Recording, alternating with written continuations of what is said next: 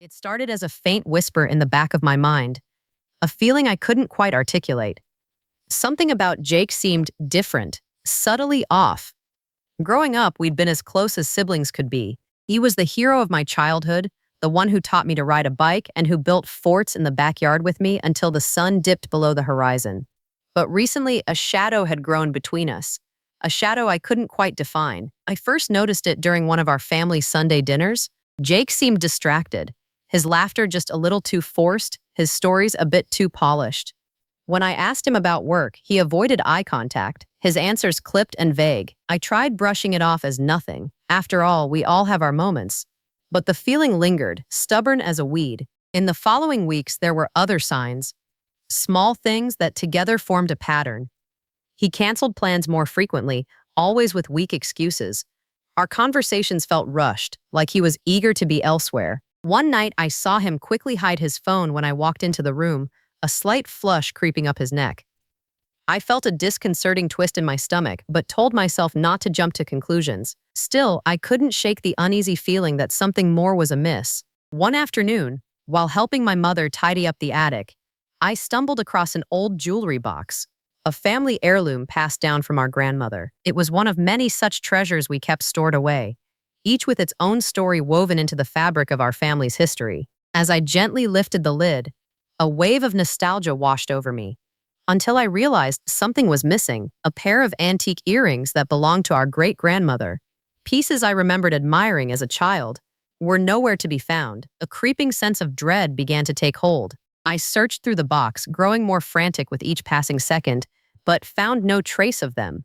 When I asked my mother about it, she seemed confused, sure she had placed them there herself just months ago. We both puzzled over the mystery, but the pieces of my suspicion were starting to align in uncomfortable ways. Could Jake have taken them? The thought almost seemed ridiculous, yet increasingly plausible. Perhaps he needed money? It was then that I resolved to find out the truth, no matter how painful it might be. I began paying closer attention to his behavior, watching for inconsistencies in what he said versus what he did. I noticed he was spending more time away from home, his stories of where he had been becoming more elaborate and less believable. He often seemed tired, the dark circles under his eyes suggesting late nights elsewhere. My heart ached at the possibility of betrayal, yet I couldn't ignore the mounting evidence before me. I started tracking the items stored in the attic, noting any changes each time I visited. My heart sank when I discovered that more heirlooms had disappeared. A brooch, a watch, a delicate silver bracelet, all gone without explanation. I felt a pang of guilt for suspecting my own brother, but the coincidences were stacking higher and higher. I knew I had to act, to protect what was left of our family history before it vanished entirely. Determination fueled my every step as I quietly gathered evidence, documenting the missing items and the dates they were last seen. I even resorted to checking online marketplaces, hoping against hope that I wouldn't find traces of our cherished keepsakes. My heart dropped when I stumbled upon familiar items listed for sale, the descriptions eerily matching what had disappeared. The seller's profile was anonymous, but the location matched where Jake lived. It felt like a punch to the gut. Still, I held onto a sliver of doubt. Maybe I was wrong. Maybe there was another explanation. But the gnawing feeling wouldn't let go, and neither would I. I decided an unannounced visit to Jake's place might provide the clarity I desperately needed.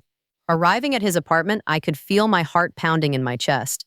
I almost reconsidered, second-guessing myself right there on the doorstep, but the door swung open before I could retreat. Jake stood there, surprise briefly flickering across his features. I tried to play it cool, my voice steady as I explained I'd been nearby and thought to stop by. Inside, his apartment seemed normal at first glance, but as we talked, my eyes roamed. There, on a shelf by the window, was my confirmation, a small antique vase, unmistakably ours. It was a match to the one missing from the attic. Instinctively, I reached out to touch it, my fingers grazing the intricate patterns. Jake followed my gaze, and the room seemed to shift, the air thickening with tension. His expression briefly faltered before he regained composure, offering an unconvincing explanation about borrowing it temporarily. I said nothing, letting the silence stretch, my silence speaking volumes. I left shortly after, carrying with me the knowledge that I couldn't ignore the truth any longer. That evening, as I sat in the quiet of my room, I felt a mixture of anger and sadness washing over me. Our bond, once unbreakable, was now fraying under the weight of deceit. But amidst the hurt, A resolve began to solidify. I couldn't let Jake's actions go unaddressed, both for the sake of our family and for the sake of our shared history. I knew this journey was just beginning, and though the road ahead was uncertain, I felt a quiet strength rising within me. Whatever happened next, I was ready to face it. I found out completely by accident. That evening, I was scrolling through an online auction site, not for anything specific, just a way to pass the time. I came across an oddly familiar brooch, detailed with tiny sapphires set in the shape of a crescent moon. My heart skipped a beat. It was the same brooch our grandmother used to wear, the one she always said she'd pass down to me.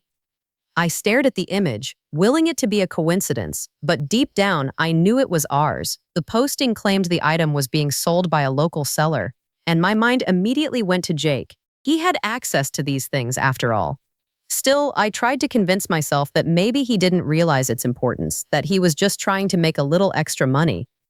But as I examined the listing more closely, doubt grew within me. The seller's ID matched his old email handle. There could be no mistake. I felt the sting of betrayal like a sharp knife, a sharp intake of breath punctuating the realization. For years, those heirlooms had been more than just objects. They were memories, pieces of our family history that had weathered decades together. And now they were being sold off, one by one, like trinkets at a yard sale. I couldn't wrap my mind around it. My own brother, the one I had trusted above all others, was behind it. Later that night, I confronted him, trying to get answers. Jake was in the kitchen, leaning casually against the counter, his phone in hand. When I brought up the brooch, he barely looked up. "It's not a big deal," he said, his voice dismissive, as though I was fussing over something minor. "We weren't using them. Why let them sit and collect dust?" I felt my throat tighten, words clogged behind a dam of disbelief and anger. How could he be so nonchalant? These were irreplaceable legacies, not forgotten relics. I tried to explain this, to remind him of their significance, but he only shrugged, his indifference cutting deeper than any sharp rebuke.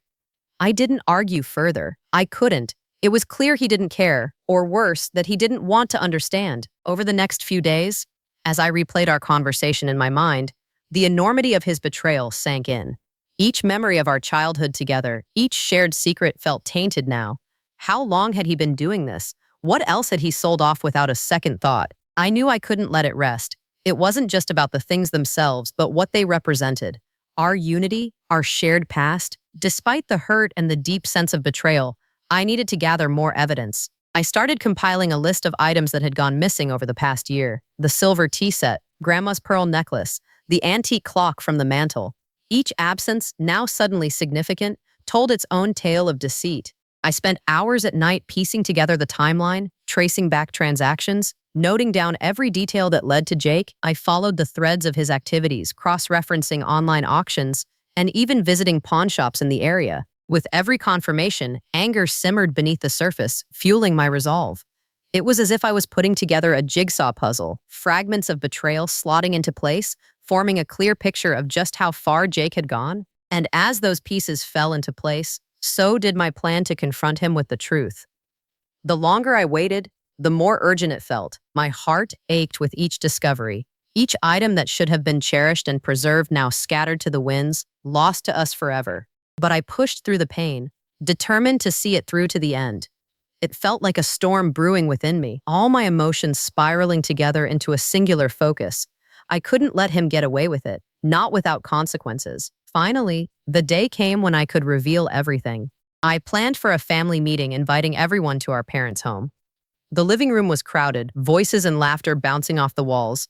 But beneath that mirth was a nervous tension that only I seemed aware of. Jake moved through the crowd, ever the charismatic one, seemingly oblivious to the gathering storm. When everyone had settled, I took a deep breath and stood at the front of the room. I unfolded my list, my hands only slightly trembling. As I began to speak, the room slowly quieted, all eyes turning towards me. I started with the missing items, describing each with care, noting their sentimental value and their abrupt disappearance. I caught Jake's eye as I spoke, watching his expression morph from casual interest to something more guarded. When I reached the brooch, his mask slipped, if only for a moment. "What's this about?" he interrupted, a forced grin on his lips. "Are you accusing me of something?" I paused, letting the weight of the moment sink in. "I'm not accusing Jake," I said, my voice steady but firm. "I'm stating facts. With that, I laid out the evidence I'd gathered, presenting it calmly, methodically, like pieces of a carefully constructed case. There was no room for denial now, not when the truth lay bare before everyone. The room was silent, the air thick with disbelief. I saw our parents exchange a glance, their expressions reflecting shock and hurt. Everyone seemed frozen in place, awaiting Jake's response. He stammered, hands held up as if to ward off the accusations. But the proof was undeniable, staring him down with unyielding clarity. At that moment, I realized the depth of what had been lost, not just the heirlooms, but the trust between us. But with that came a sense of resolution. The truth was out, and I had done what I set out to do. I didn't know how things would turn out after that. But for now, I could breathe, the tightness in my chest easing, if only slightly. And though the path ahead was uncertain, the betrayal laid bare, I knew I had taken the first step towards reclaiming what was ours. I didn't argue when Jake started weaving his web of lies, each thread crafted with a precision that could rival a seasoned politician. He insisted he was only trying to help, claiming he sold the heirlooms to keep them safe, to protect our family's legacy. It sounded ridiculous, but he said it with such a straight face, as if expecting me to buy into the fiction he spun. I felt a knot of anger in my stomach, twisting tighter with every word he threw at me. I tried to appeal to reason, hoping for a glimpse of the brother I thought I knew. But each attempt was met with a dismissal, a deflection that left me feeling like I was the one being unreasonable. He talked over my questions, filling the air with excuse after excuse, none of it holding any water. I should have expected as much from someone who had gone to such lengths to deceive. As his defenses mounted, so did my isolation. It was like standing on an island, the tide rising, while he calmly explained away all reason for concern. Each sentence was another wave eroding the shore beneath my feet, pushing me further away from the notion of resolution. It was clear he was entrenched in his narrative too far in to back down, even if he was staring the truth in the face. The frustration built slowly, a simmering sensation that made my skin prickle. For a moment, I wondered if I should just walk away, leave him and his tangled web of deceit to unravel on its own. But something inside me wouldn't relent. Perhaps it was the lingering hope that he might finally relent, that honesty might slip through the cracks of his carefully constructed facade. I set my jaw, meeting his gaze with a determination. I just want the truth, Jake. My words were quiet, devoid of the anger that threatened to bubble over. I wanted him to see I wasn't there to fight. I just wanted honesty. Yet, even as I said it, I saw the flicker of disdain cross his features, a reminder that he viewed himself as above reproach. I took a deep breath, trying to fight the feeling of being adrift in a sea of his words. The more he spoke, the clearer it became that I was alone in this. My voice felt foreign, lost amidst the noise of his justifications. I didn't raise my voice or press further. I couldn't. I knew, deep down, that this battle wouldn't be won with heated arguments or impassioned pleas. Instead, I let my questions hang in the air, unanswered, echoing back at me like a mantra of betrayal. Every time he spoke, it was like watching a stranger wearing my brother's face. Gone were the bonds of trust, the shared laughter, the unspoken understanding that once bridged the gap between us. What remained was a chasm, deep and unforgiving, a silent testament to what had been taken from us. When he finally finished his litany of excuses, I knew there were no words left for me to say. I felt the sting of defeat in my chest, a painful reminder that our relationship might never be the same.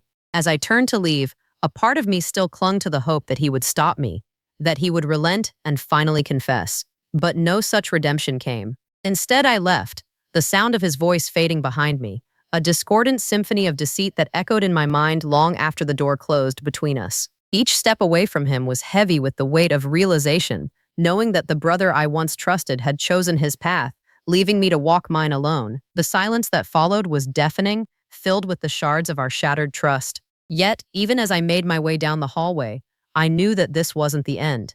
I couldn't let it be, not when there was still so much at stake, not when the truth lingered just beyond reach. Though his lies had isolated me, I was determined to piece together the remnants of our family's legacy, to find the justice that had been so cruelly denied. Every betrayal demands a reckoning, and I could feel that moment drawing near, like a storm gathering on the horizon.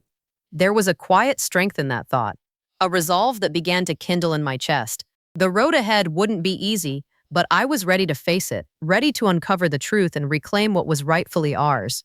For the first time since this began, I felt a flicker of hope, a guiding light in the darkness left in Jake's wake. I started by retracing the steps where Jake's betrayal had left faint footprints. Our family heirlooms weren't just objects to me, they were storied links to our past. Each piece carried with it a weight of history, of countless hands that had cherished them, and I wasn't about to let them vanish into oblivion.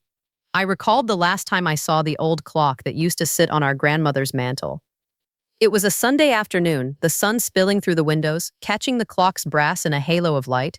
Now it was nowhere to be found. That absence gnawed at me, a constant reminder of what had been taken. I began with what records I could find. Ledgers, transaction logs, even a dusty filing box of receipts tucked away in the attic.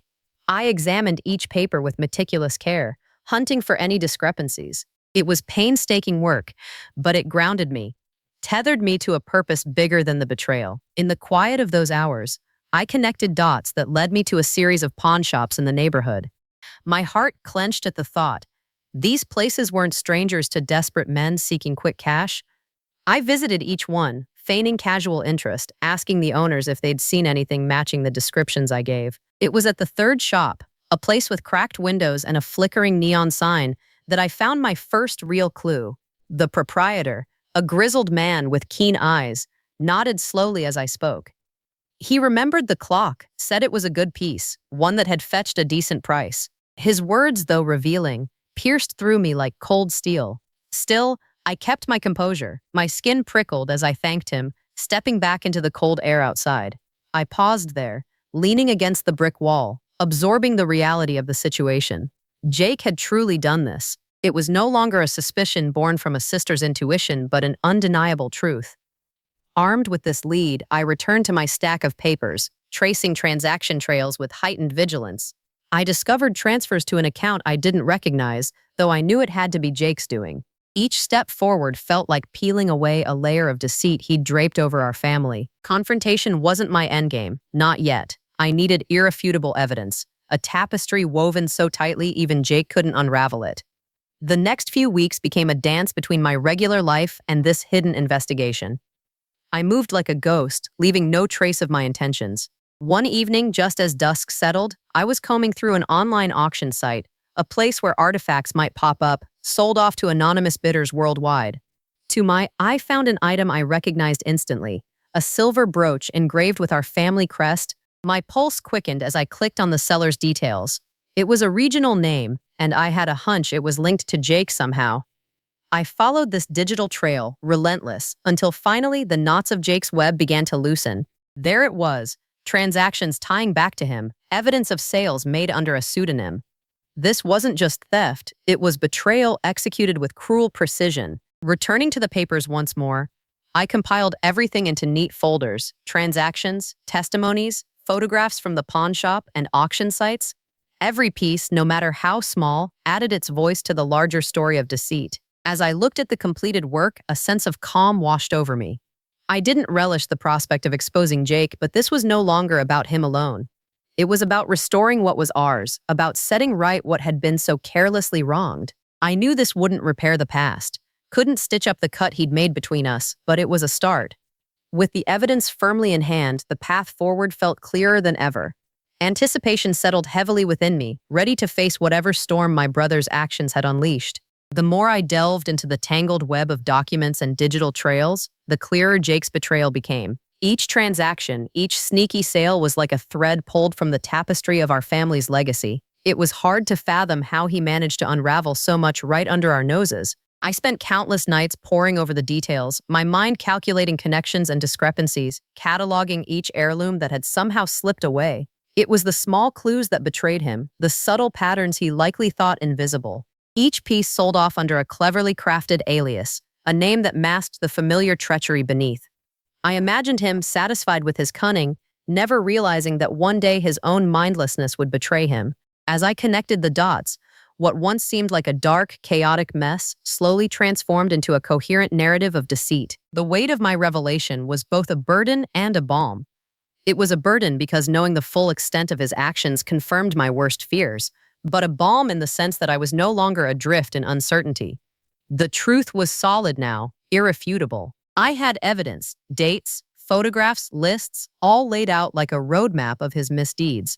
No, this wasn't about vindication. This was about accountability. As I looked over the assembled files, emotions churned within me, a cocktail of anger, disbelief, and an undercurrent of sadness that my own brother could so willingly choose this path. Family heirlooms that held generations of memories reduced to mere commodities for him to barter. Confronting him wasn't going to be easy. I understood that when the moment came, he would attempt to slither away from the truth like he always did, with smooth lies and hollow excuses. But this time, I was prepared. There would be no scope for denial, no room for deceit. I decided to call a family meeting. It seemed only fair that everyone should see the truth laid bare. This betrayal affected us all, after all. The day of reckoning arrived, and I was a bundle of nerves and determination. I carried the folders under my arm, a tangible weight that felt oddly comforting. Jake, oblivious to what was about to unfold, greeted me with his usual collected demeanor. "What's all this about, really?" he asked, a hint of casual curiosity in his voice as he eyed the folders. "You'll see soon enough," I replied, keeping my voice even, revealing nothing more than necessary. Our parents were seated nearby, their faces painted with concern and skepticism, and the rest of the family followed suit, a mixture of emotions unbeknownst to them about the hurricane approaching. I began to speak, feeling the room still around me, the air growing thick with anticipation. "I've discovered something troubling," I stated, hearing the quiver of emotion beneath my calm exterior. I laid out the documents, one by one, illuminating the trail Jake had tried so hard to conceal. The room held its breath as each damaging piece of evidence was revealed. Photographs of precious family items on display in pawn shops, transaction records linking everything back to him. As the magnitude of what he had done settled into the room, an uncomfortable silence blanketed us all. Jake's face, once confident and detached, slowly crumbled as realization dawned. The truth hung in the air, palpable and undeniable. He attempted a weak defense, a mumbled string of excuses that did nothing to refute the mountain of proof before him. "It wasn't personal," he claimed, his voice carrying an uncharacteristic sharpness, mingled with desperation. The sheer audacity of that statement momentarily robbed me of speech. Not personal? It was deeply personal, more than he could ever comprehend, and now everyone saw him for who he truly was. I didn't need to say much else. The evidence spoke louder than any words I could muster, its silent testimony echoing across the room. I watched as our parents' expressions shifted from disbelief to disappointment, a silent agreement passing through them. Finally, I spoke, my voice clear and firm, determined to conclude this ordeal with dignity. "You've hurt this family, Jake. You've sold off pieces of our history for your own gain without a second thought. I don't know if we'll be able to trust you again, but we will reclaim what you've taken." With that, the meeting drew to a close, leaving Jake to contend with the wreckage he had caused. The message was clear. The pieces of our family's legacy would be returned, one way or another. Justice had been served, and while the bonds between us were irrevocably strained, perhaps now there was a chance to rebuild, to regain some semblance of what had been lost. I walked away from that meeting with a heavy heart but a clear conscience, knowing that I had done what was necessary for our family, for our history, and for the truth that deserved to be told. The room was quiet. The kind of quiet that follows a storm when everyone's just trying to catch their breath. My heart still pounded from what I'd revealed moments before, but I kept my expression composed. I watched Jake as he stood there, frozen, like a deer caught in headlights. Our parents sat in silence, their eyes betraying a mix of disappointment and disbelief. I almost felt sorry for him. Almost. But the gravity of what he'd done was too great to ignore. He'd taken pieces of our past, things that were meant to connect us to our ancestors, and pawned them off like they meant nothing. When Jake finally spoke, his voice was lacking any shred of remorse. "I needed the money," he said, as if that simple phrase could justify everything. His excuses tumbled out, a flimsy defense crumbling under the weight of truth. "You don't understand," he continued, trying to sound earnest, but the sincerity was absent. I felt a deep welling up from the very core of my being. "You've always said that, Jake," I replied, unwilling to engage in yet another round of his justifications. His words were hollow. They couldn't mend what was broken. The room seemed to close in, like the walls were pressing tight around us, holding captive the echoes of Jake's betrayal. Our parents sat on the old couch, their silence and indictment far louder than any words could have been. Their eyes stayed on Jake, searching for the son they thought they knew, but finding only a stranger in his place. "We trusted you," I said, my voice steady but unwavering. "I trusted you." Those words felt heavy, but I had to say them. Jake needed to understand the depth of his actions, to see the reflection of his choices in our eyes. He opened his mouth to speak again, but the moment had passed. Any attempt to argue now would only deepen the chasm between us. Our parents exchanged a glance, and I knew then that whatever Jake might say, the damage was done. It was Dad who broke the silence first, his voice low and gravelly. "You know what this means, right?" he asked, his disappointment cutting deeper than any reprimand could. Jake nodded slightly, but his eyes drifted, unfocused, avoiding the weight of our father's gaze. And then, like a dam breaking, a flood of anger rushed through me. All those late nights piecing together the truth, the betrayal clawing at my insides, all because he couldn't come clean. But I took a breath, swallowing the bitterness that threatened to spill over. "We're getting everything back, Jake," I said, my resolve firm as steel. "Every single piece will be returned." There was no negotiation in my voice, just the clarity of a decision that had been a long time coming.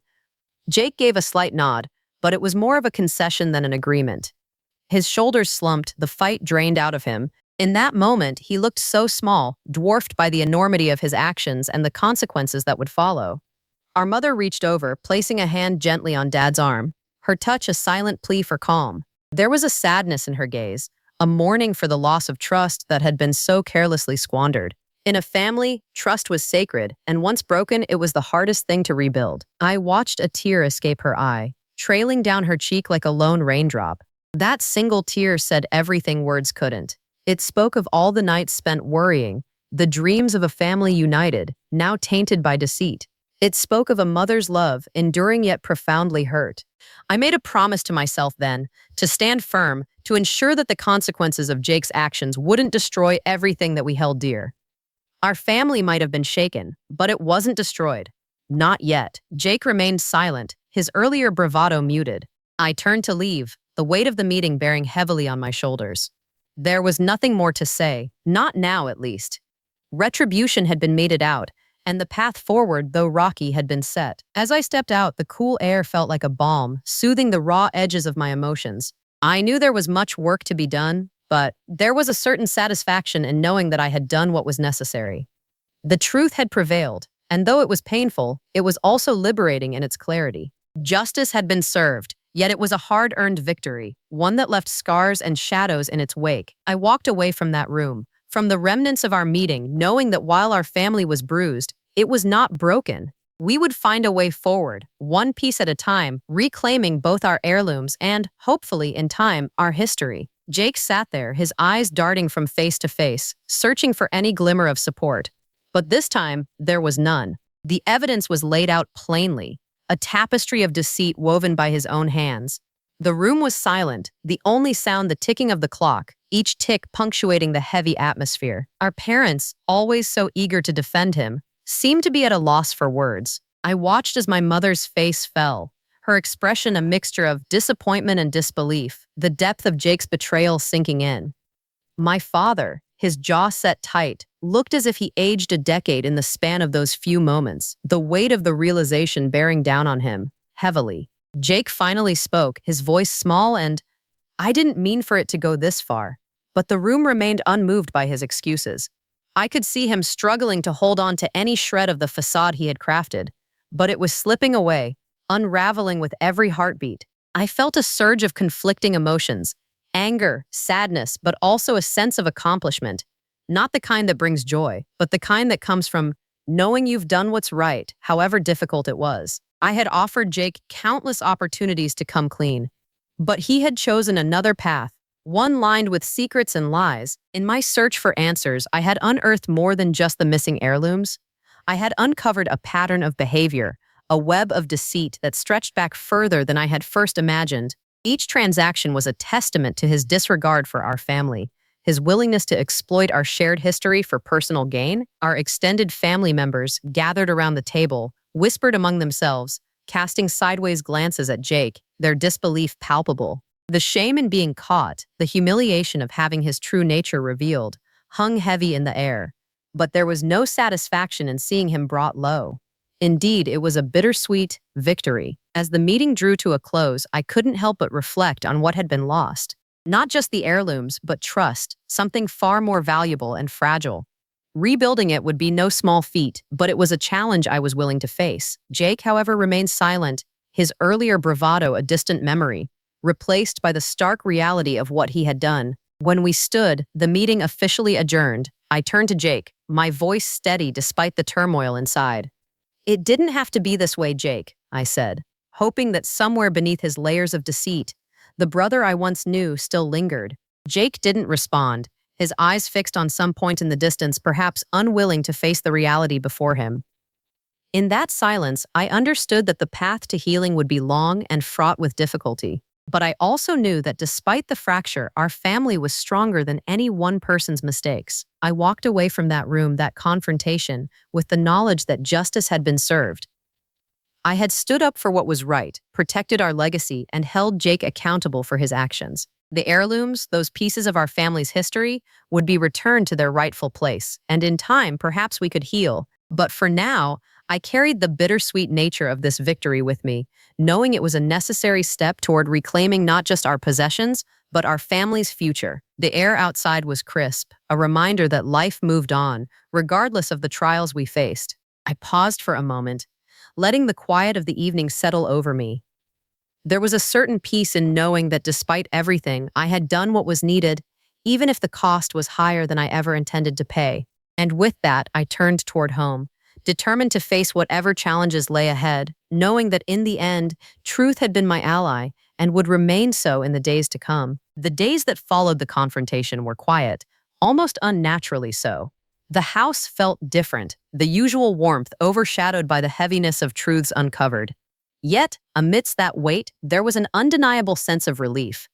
I had done what needed to be done. Each heirloom slowly found its way back to its rightful place, each one a testament to the unspoken history they held. As I carefully arranged them, I traced my fingers over the intricate designs, feeling the connection to generations past. These objects were more than mere decorations. They were stories, memories, and links to who we were as a family.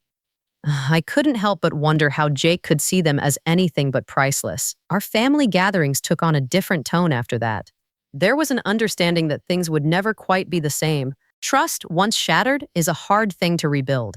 But we were determined, or at least I was. I believed in the possibility of change, even if it seemed distant now. Jake avoided me at first, and when we did speak, it was stilted, as if our words carried the fut of everything unspoken. There were no apologies, not yet. Perhaps he was still grappling with the consequences of his actions, or maybe he simply didn't know how to reach out across the chasm he'd created. It didn't matter in the end, not really. The important thing was that the truth was out, and I had what was rightfully ours. The rest of the family, though supportive, was cautious. They watched him closely, their eyes carrying a mix of disappointment and hope. Maybe in time we'd find a way forward, together. But for now, the reality was that we were adjusting, each of us in our own way, to a new normal. One afternoon, as I sat by the window with a cup of tea, Jake approached me. His footsteps were hesitant, and I could see the struggle written across his face. I braced myself for whatever was to come, determined to an open heart. When he finally spoke, his voice was quiet, almost, "I'm sorry," he said, the words hanging heavy in the air between us. It was a start. I met his gaze, searching for sincerity, and found a glimpse of the brother I once knew. "It wasn't just about the heirlooms," I replied, keeping my tone steady but firm. "It was about trust, Jake. It's going to take time to rebuild what you broke." I wanted to believe he understood, hoped he would take this chance to change. For now, that was all I could offer. As he nodded, his shoulders relaxed, and I let out a breath I didn't realize I'd been holding. This moment felt like a small but significant step toward healing, toward a future where forgiveness might eventually find its place. Life moved on, as it always does. The seasons changed, bringing with them a sense of renewal. I threw myself into work and hobbies, activities that grounded me and reminded me of my own strength. The betrayal had marked me, yes, but it didn't define me. I wouldn't allow it to. Family gatherings became less tense over time, conversations a bit more natural. We still had a long way to go, but we were making progress, one tentative step at a time. And slowly, ever so slowly, I began to see flickers of the old warmth returning, like the tentative rays of sunshine breaking through a cloudy sky. A few months later, I found myself standing in the same room where it all began. It was time for another family meeting, a chance to discuss what lay ahead. This time, the air was different. There was anticipation, but also a sense of camaraderie that hadn't been there before.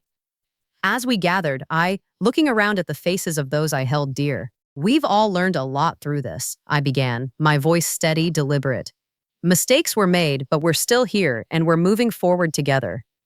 The word together, letting its significance settle over us all. The room was quiet for a moment, the kind of silence that feels both and perfect. There were nods, glances exchanged, a shared understanding that we'd come through this stronger, more united. Jake, sitting across from me, offered a tentative smile, one I returned. It was a small gesture but meaningful, a sign that forgiveness was possible. The heirlooms, glistening softly in the light, seemed to shine with renewed significance, as if they too had undergone a transformation. They were still the same objects, yet now they carried with them the story of our resilience, of our ability to face the harshness of truth and emerge, but unbeaten. In those quiet moments, I felt a sense of peace. Our family, like the heirlooms, had been restored. Not perfectly, for scars remained, but with a newfound appreciation for the strength it took to hold together.